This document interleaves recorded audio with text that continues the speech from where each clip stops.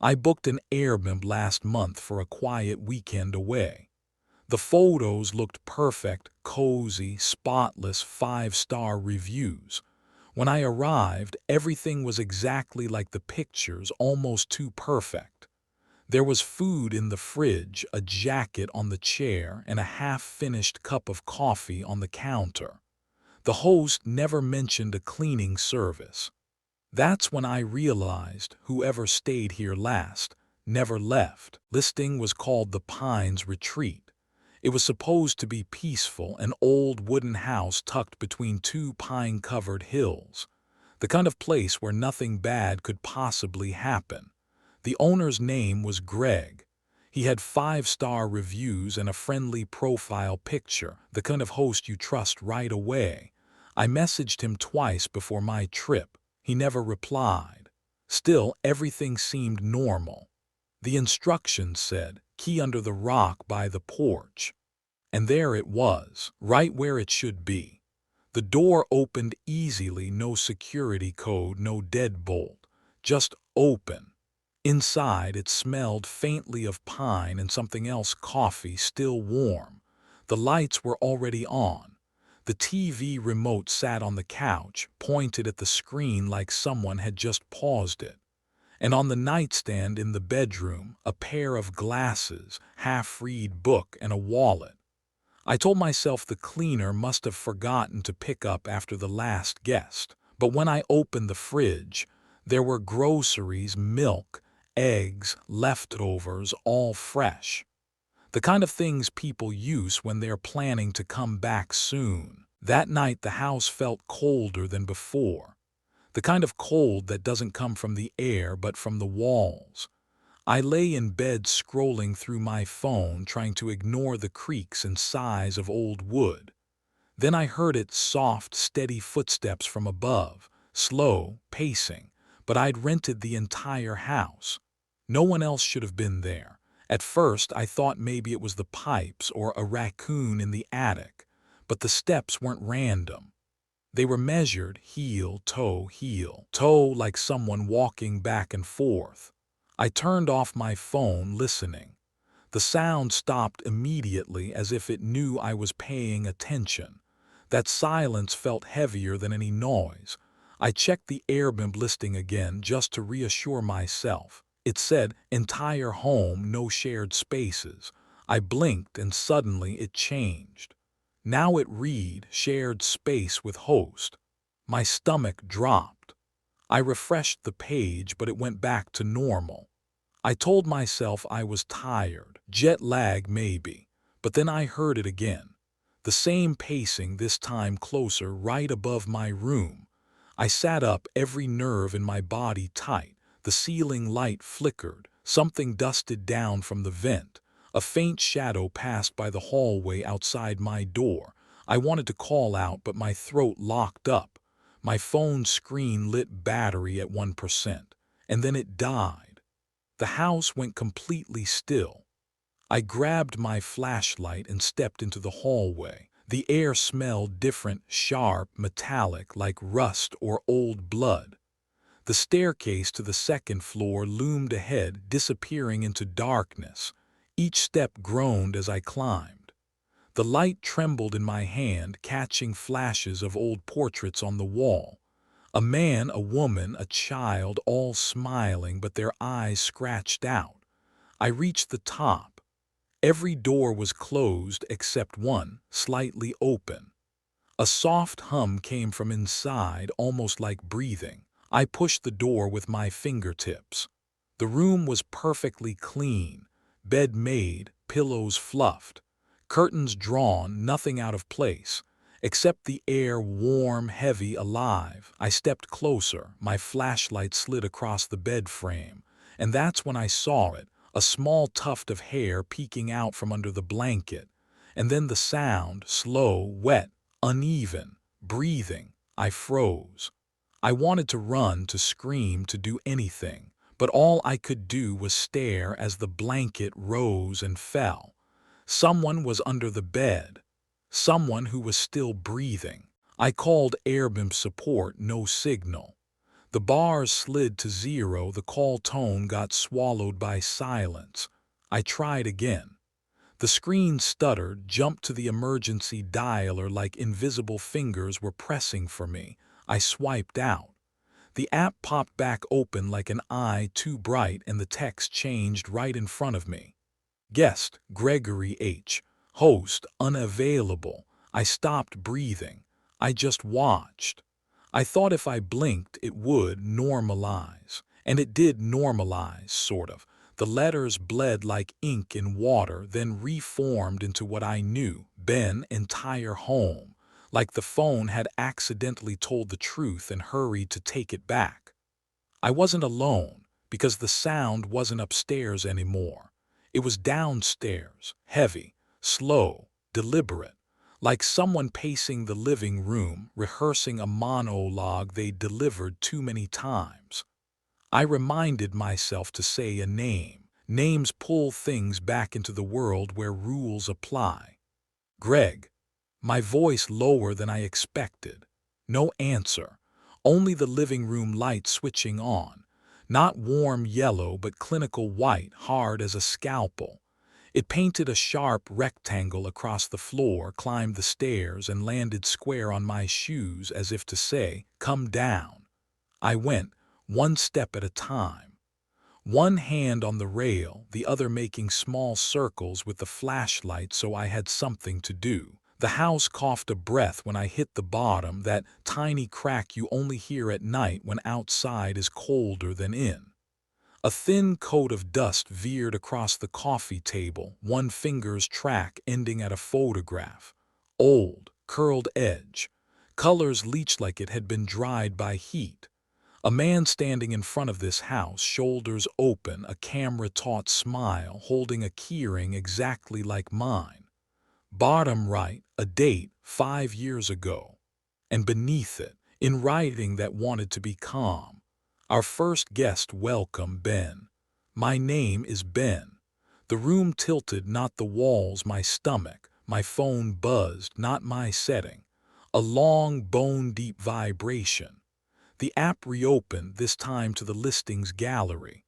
But instead of bright, wide-angle shots, I saw night candids, harsh flash on glass, doorways with someone just out of frame. Cheerful caption at the bottom, guest memories. I flicked my thumb. First image, living room at night, TV reflecting a blurred figure. Caption, welcome, Ben. Second, hallway, a hand on the banister, a watch exactly like mine. Caption, returning late, Ben. Third, bedroom, the bed I'd just used smoothed flat. Caption, we like it neat, Ben. The last wasn't a photo, a 3-second loop. A man lifting his head from the edge of frame, eyes opening into the flash, pupils shrinking too slowly, like light was new to him. He didn't look like Greg's avatar. He looked like someone who had stayed too long. I dropped the phone. It bounced, flipped, landed face up. Front camera on. In the screen, the living room framed me, empty except for a soft blur along the left edge like breath on glass. The blur thickened, slid across as if a hand were tracing the outline of a face. I turned. Only air behind me and heat shimmer rising over a cup of coffee I hadn't made. The mug sat on the mantel.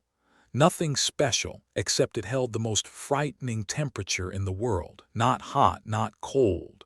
Warm. Warm means recent. Warm means someone was here just long enough for the house to keep their fingerprint in heat. Greg. Softer now, as if a name could bruise. The front door chain sighed, the sound of metal moving itself.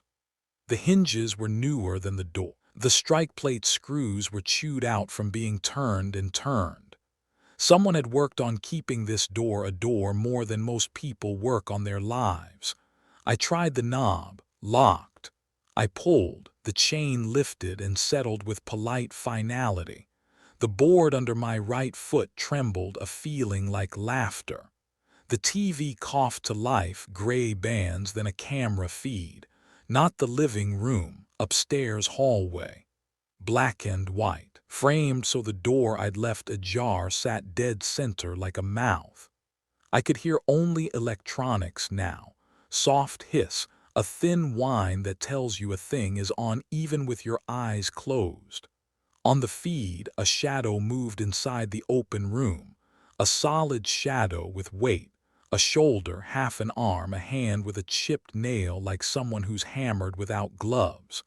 The hand reached below the bedline and paused the way a hand pauses when it's listening. Then withdrew, not a flinch. A decision. The living room lamp brightened a fraction, like an eye adjusting. The TV cut to the kitchen. A chair slid out. A cabinet opened. A coffee scoop tapped the counter, placed with bored habit, back to the upstairs. The central door was less open than before, though I hadn't moved. For a second, the listing had said shared space. I snatched up my phone to photograph the proof, to nail the mind's bargaining to the wall.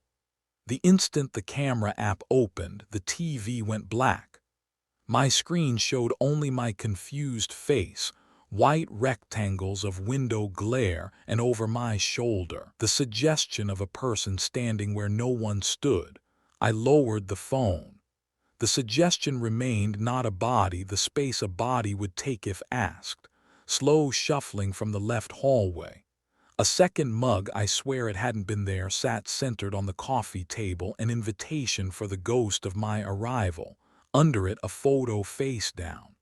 I didn't want to turn it, so of course I did. Same man, same keys, same smile, different caption. Our first host, welcome, Greg. I said my name out loud like a rope, Ben. The room sang it back, Ben in the fridge compressor, Ben in the light ballast, Ben in my blood. But on the wall, a new frame had appeared among the others, my face, and the nameplate was not mine. A brass tag screwed in, engraved like a trophy, Gregory H. I stepped closer. 2 old screw holes gaped beside it, raw plaster, just changed. The house hadn't added me, it had traded me. The stairwell breathed. The upstairs door opened wider, courteous, inviting. My legs went without permission. The treads remembered my weight. They groaned in exactly the places they had for someone before. At the landing, a second smell joined coffee, that cheap blue laundry detergent that never fully rinses out. The room was clean in the 5 p.m. hotel way, surface clean, photo clean. Bedspread taut enough to bounce a coin. Pillows posed. Curtains drawn. But under the bed, the air was warmer. Human. I bent without wanting to and felt that breath, slow, humid. A metronome no living thing would choose. Hello. Because what else? The breath stopped. A drag across wood. A hand slid into view, the back first, like someone unaccustomed to daylight. Fingers splayed, receiving the beam like light had weight. A scar across the ring finger.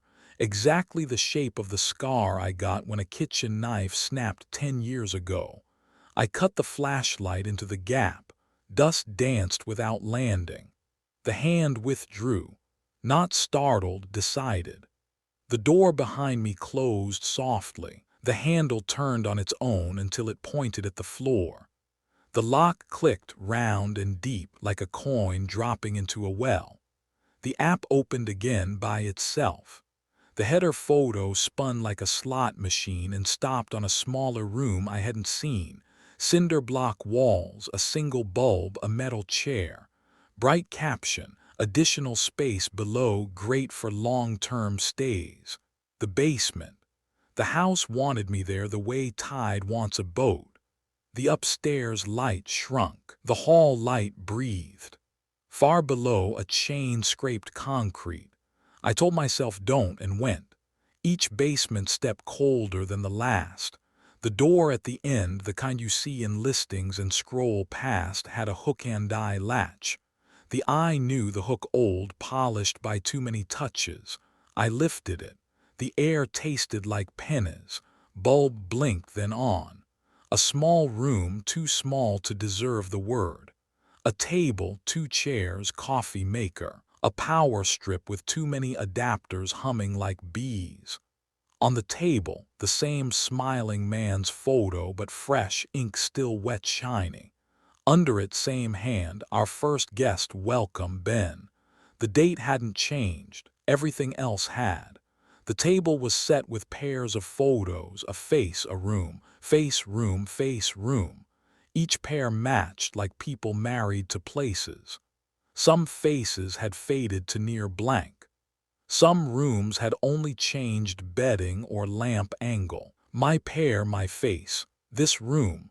You're right on time, someone said gently, like correcting a child. The voice sat before the body did. Then the body arrived, assembling from shadow into a man. Jacket, hands, the calm from the photograph, keys. The scar on his ring finger matched mine, and the relief of recognition was the worst thing I'd felt all night. Greg, though I knew, he smiled the way people smile at their reflection on a day they can forgive themselves. You can call me that, he said. It doesn't last. The coffee maker kicked on by itself. Water gurgled through old grounds. The smell was life inside death. He poured 2 cups, set one before me, set one at the place already laid with my photo and my room. I'm not staying, I said. My voice sounded like hearing myself through a wall. Everyone says that, he said mildly. He sipped. It burned him. He didn't flinch. Day 1, you're the guest. Day 2, you're the host. Day 3, you remember what you were and what you'll be, and that's when the house helps. Helps what? Helps you stop wanting anything else. He set his cup exactly on a ring already stained in the wood, orbit traced and retraced. We overbooked, he went on conversationally, absurdly. City people chasing quiet. They brought their noise. The house got full. It made room by trading us. My throat was dry. He tilted his head. By naming you right, he said. Names stick to houses better than paint. Look. From under the table, he pulled a tin of engraved brass tags like the one upstairs, tiny plates with screw holes. He fanned them like cards. I saw BEN in too many fonts. Greg twice as often. Some were worn thin where fingers had worried them in the dark. You're lying, I said, because I needed a sentence to stand on. You're late, he said softly, and slid my photograph closer to my cup, as if aligning them might correct the cosmos. The bulb brightened until the filament sang. Concrete thrummed with pipes that didn't exist. Upstairs, a chair fell. A light came on. A door opened for no one. I can leave, I said. I can. You can check out, he said. You won't be gone. I stood. The chair made the sound of regret. He didn't try to stop me, worse than if he had. Monsters make sense. Polite men in basements do not. The stairwell tightened around me like a throat. The living room welcomed me back with the TV already tuned to my hallway, my door, my hesitation, a rerun. The front door waited, chain smiling. The chain lifted when I reached and laid itself down when my fingers closed on air. I pressed my forehead to the wood. Cold came through. The keyhole stamped itself into my skin. Behind me, gentle, 2 cups placed on wood. 2 chairs slid in. A page turned in a book that wasn't there. My phone buzzed again. The listing had returned to its prettiest lie, bright photos, 5 stars, entire home. I tapped host. Not a smiley beanie guy with a dog. A gray square where a face should be, and beneath it one word. Ben. The description updated, self-check-in, key under the rock by the porch. A new line flashed, then erased itself. Owner on site for special requests. I closed the app. The TV changed to a feed I did not want. The driveway, the little path from the road, the rock by the porch. In the feed, a car pulled in. Headlights sliced the pines into bars. A person got out stretching the way you stretch when you've driven just long enough to tell yourself you've come far enough. Weekend bag. Phone up to the porch light to check the number. A caption ghosted across the bottom without pixels to carry it, as if written straight on my eyes. Our next guest welcome. The last word didn't render. It didn't have to. Every vowel in the room bent toward me. Somewhere below, the coffee maker clicked off. Heat rose from the cup near my hand, and the steam wrote my name in the air like a child on a cold window. I didn't drink. I didn't run. The house didn't ask. It only asked the question houses ask when they recognize you, the soft, relentless question of a place that has already made a place for you. I stood and watched the front door not open. I stood and watched the driveway fill with someone else's lights. I stood feeling the brass tag in my pocket, heavy as a small truth I didn't remember taking. "You can call me Greg," I said to the room just to see how the words fit. They fit. Too well. Upstairs, a bed breathed. The floor counted 2 careful steps. The listing glowed with a 5-star promise.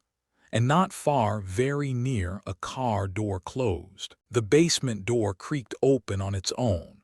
The sound was slow, like a sigh drawn from the wood. The smell of fresh coffee climbed up the stairs, not burnt, not old, fresh. I didn't want to follow it, but the body moves when the mind freezes. The flashlight shook in my hand as I descended. The beam skipped between the rails, catching dust motes that looked like suspended breath. When I reached the bottom, the concrete was damp and cold, the kind of cold that crawls into your bones, the kind that remembers you. There was another table waiting for me, identical to the one upstairs, same setup, same mug, same chipped plate, same photo. The only difference was the man sitting in the chair. He looked up. He looked like me, not a little like me, not a passing resemblance. Me, same jacket, same scar on the hand, same tired eyes, except his didn't blink. For a moment, my brain ran through every possible explanation. Hallucination, mirror, projection, prank, sleep paralysis, carbon monoxide. But the air was too cold for gas, too still for hallucinations, too aware for coincidence. He smiled. My smile. "You're right on time, guest." His voice wasn't just familiar. It vibrated inside my jaw like hearing yourself on a bad phone recording, slightly delayed, just off enough to make you doubt which version is real. I took a step back. He didn't move. "Who are you?" I asked. "You already know," he said, and his lips curved in perfect sync with mine. "You just haven't accepted the check-in yet." I looked at the table again, 2 mugs, 2 plates, 2 folded napkins. And the photo, it wasn't the man with the keys anymore. It was me, sitting where he was sitting now, smiling. My stomach turned to ice. He gestured at the chair opposite him. "Sit down. The house doesn't like unfinished meals." I didn't move. The light flickered once and the smell of coffee grew thicker, clinging to the back of my throat. "You're not real," I whispered. He laughed, a soft, exhausted sound. "That's what I said too, first night.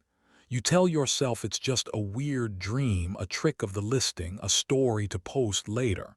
Then you realize there is no later, only the next guest." The house groaned above us, a long, stretching sound like old wood yawning awake. "What is this place?" I asked. "It's a stay," he said simply. "That's all it ever promised to be." I took another step backward, bumping into the staircase. A flashlight beam stuttered across the wall, and I saw photos lining the concrete. Hundreds of them. Each one showed a different face, each seated at the same table, same smile, same mug, different people, same eyes, same fatigue. In every picture, the caption at the bottom read, "Our first guest, welcome, Ben." I felt my throat close. He stood up slowly, like his bones were remembering how to work. The house keeps its promises, he said, one check-in at a time. I shook my head. No, I booked this place. I saw the reviews, 5 stars, real people, he chuckled. Yeah, me too. I left one actually. It said quiet, comfortable, would stay again, and I did. The light dimmed, the bulb overhead humming like an electric bee. Shadows from the stair rails stretched along the wall, long and skeletal, pointing toward me. He took another step closer. The temperature dropped. The smell of fresh coffee mixed with something sour like iron or burnt dust. Do you know what happens when a place gets too many guests and not enough hosts? I didn't answer. It balances the books. Behind him, the photos began to shift. One by one, the faces started to blur. Eyes turned to static. Mouths froze in half-smiles, until there were only 2 pictures left untouched, his and mine. I tried to run. My foot caught the step, but the door above slammed shut. No rush, he said gently. You're already home. I turned the flashlight on him, but the beam fractured, scattering into dozens of little reflections across his face. Every time I blinked, he seemed closer. You're not me, I hissed. Aren't I, he said. Same scar, same jacket, same story. We all start as guests. Then we learn to stay. The house needs someone to welcome the next one. The lights flickered again and the walls seemed to breathe inward, outward, the pulse of something living. He gestured toward the table. Sit, Ben. Stop calling me that. He smiled wider, and the sound that came out of his mouth wasn't laughter anymore. It was the creak of floorboards, the whine of pipes, the rattle of locks. The house was speaking through him. You brought your name here, he said. You gave it to the listing. The house, read it. Now it owns it. I turned, slamming my shoulder against the basement door, but the knob wouldn't budge. The wood felt soft, spongy, as if it were breathing back. Behind me, I heard the clink of ceramic. He'd poured another cup. Drink, he said. It's easier that way. Why me? Why anyone? He shrugged. Because you booked the wrong night. I screamed. It sounded like someone else's voice.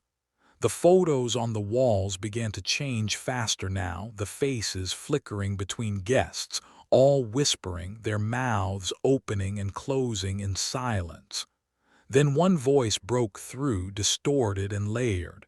Check out, check out, check out. The man, the other me, walked to the wall, placed his hand over the newest photo. His palm pressed against it like he was soothing a wound. The image beneath the glass started to bleed, red ink spilling from the edges, running down like tears. When he turned back to me, the blood was on his hand, my hand. Do you get it yet? He asked. I couldn't speak. The house doesn't haunt people, he said. It keeps them. It's easier to rent when there's always someone home. The floor groaned. The photos rattled against the walls, shivering like teeth. He stepped closer, his face inches from mine. I could smell the same cologne I'd sprayed that morning. All you have to do, he whispered, is welcome the next one. I backed into the table. The mugs trembled. No, I said, you're not real. He tilted his head, the same gesture I make when I lie. Then why are you shaking? The basement light flared, blowing out every shadow. For a heartbeat, I saw the entire truth. The room wasn't real. It was a reflection. The basement, the kitchen, the hallway, all mirrored versions of themselves stacked like glass sheets, each holding a different Ben, frozen mid-panic, mid-escape, mid-realization. All of them looked up. All of them were me. You're right on time, guess, they said in perfect unison. The floor split beneath me, not physically, but in sound. A deep bass drop rolled through the concrete, shaking my chest cavity until I couldn't breathe. The flashlight died. In the dark, his voice was next to my ear. Don't worry, he whispered. You'll get used to the sound of footsteps. They're yours now. Something cold brushed my wrist, a keychain. Metal, familiar. The light flicked back on for 1 second, just enough to see my reflection in the basement window. But it wasn't my reflection. The man staring back smiled, raised his cup of coffee, and whispered, "Welcome home, Greg." Then everything went black. They found the house empty 3 days later. No sign of Greg, no sign of me. The front door was unlocked, lights still on. In the kitchen, 2 identical key rings side by side on the counter. One labeled guest, one labeled host. The coffee pot was still half full, still warm. Police reports said there was no sign of a struggle. No fingerprints that didn't match mine. No Greg on any booking record, not in the system, not in the database, not in the world. They said maybe I left in the middle of the night. Maybe I made him up. Maybe I never even checked in. But there was one thing no one could explain: the security footage.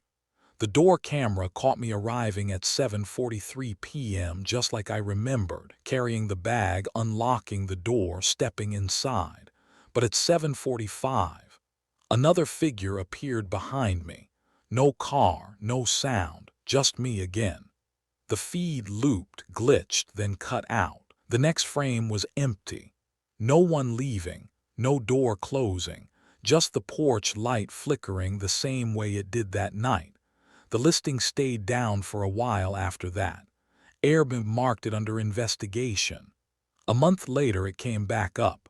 The Pines Retreat, entire home, same photos, same cozy captions, perfect for solo travelers.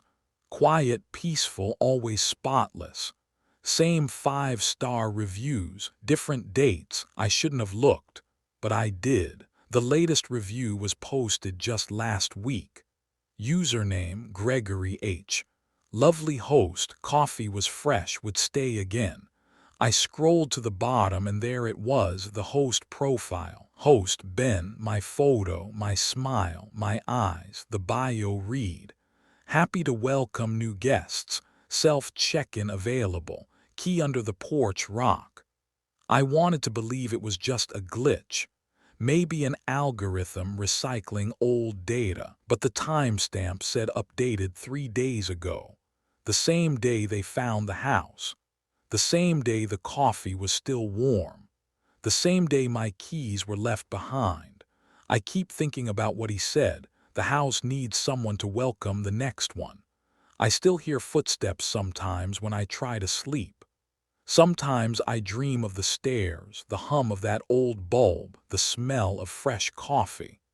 Sometimes I dream I'm standing in that living room again, waiting for the headlights to appear. And sometimes I dream they already have. The engine shuts off. The car door closes. Someone new steps onto the porch.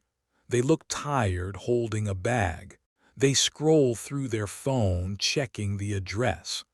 The porch light flickers once, welcoming. And from somewhere behind the door, a voice I know by heart says softly, "You're right on time, guest."